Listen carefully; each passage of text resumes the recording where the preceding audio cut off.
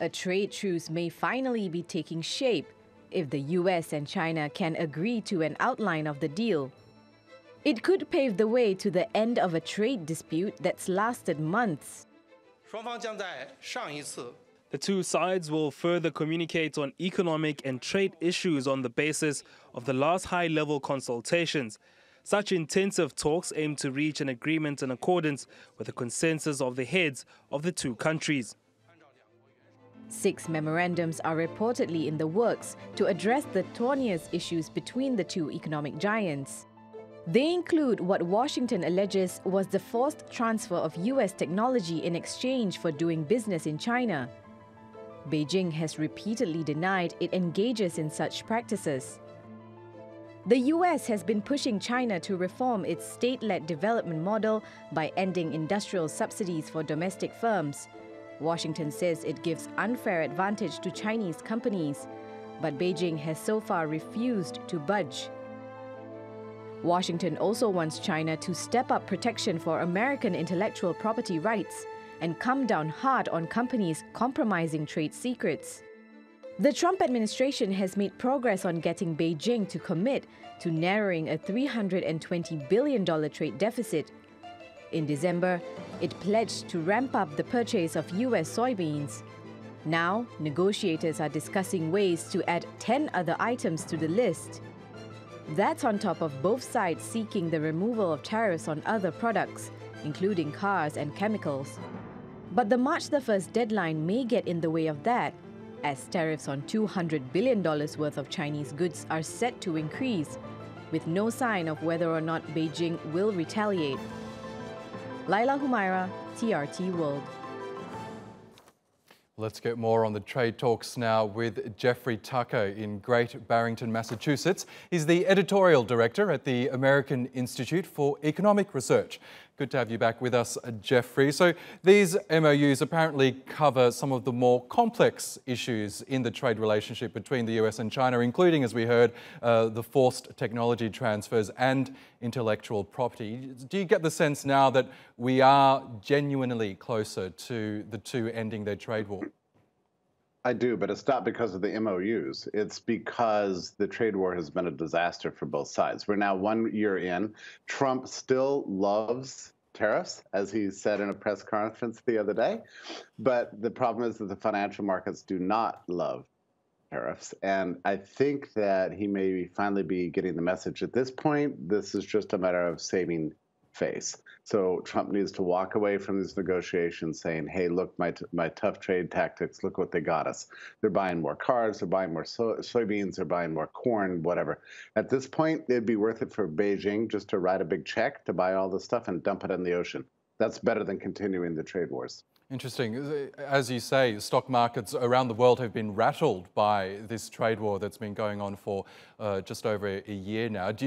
So you think that's been the major factor in Donald Trump's push to end this? Yeah, it's all political. Trump absolutely needs a rising stock market. He loves a rising stock market. He loves tariffs, but I think he likes a rising stock market more.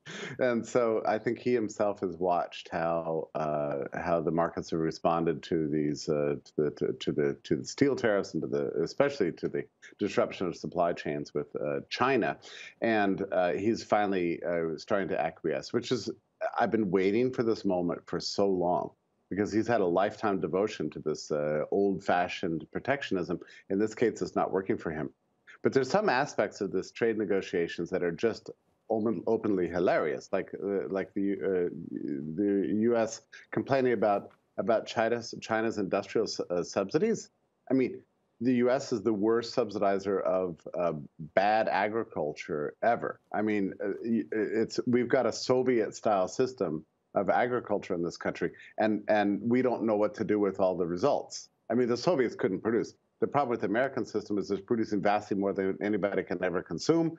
So he's looking for places to dump it. He's hoping he can dump it on China. I think China is going to sign these MOUs. They're going to figure out a way to increase purchases of this junk from the U.S. just so that Trump can have a victory and come home and brag about his amazing prowess as a negotiator, and then the world can just move on. I hope that that's the result. This seems to be where things are headed at this point, and the markets are praying that this is true.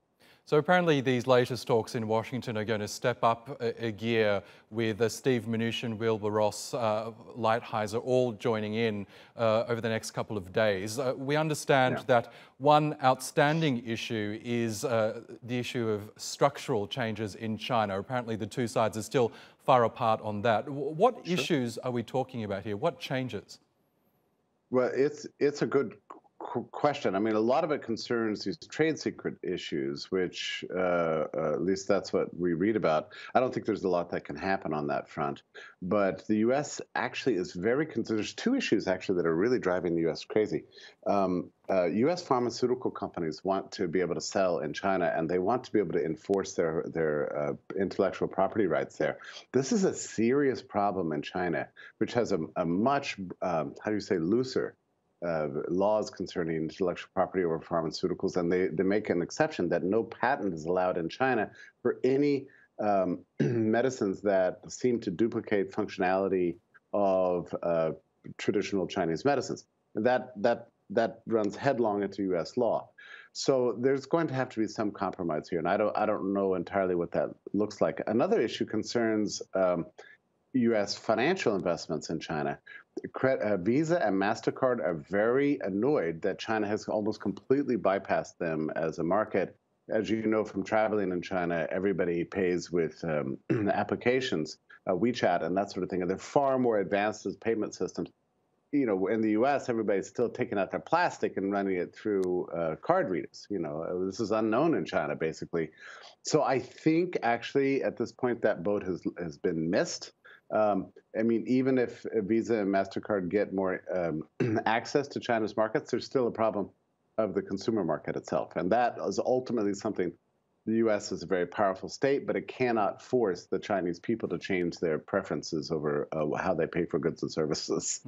As you say, Jeffrey, this trade war has hurt both the United States and China, so neither one has escaped unscathed here. But it does beg the question, the fact that China has basically been forced to the negotiating table to change some of their ways that many analysts have complained about over the years. It begs the question, has Donald Trump's strong-arming worked? No, China has won this trade war. I mean, there's just no question about it. But at this point, as I said, it's just a matter of face saving. If Trump can brag that his trade policies have achieved this result. At this point, I find that's ridiculous, but I don't even care if he gets that kind of PR victory. We just need to get back to trading. This never should have happened in the first place. We've wasted billions, hundreds of billions of lost productivity in this ridiculous trade war. Whoever, I don't care what politician wants to walk away and preen about their glorious prowess as negotiators. The world markets desperately need to get back on track. That matters more than anything else. Okay, well, a couple of days left to go until these latest talks end. Jeffrey Tucker in Massachusetts, thank you as always.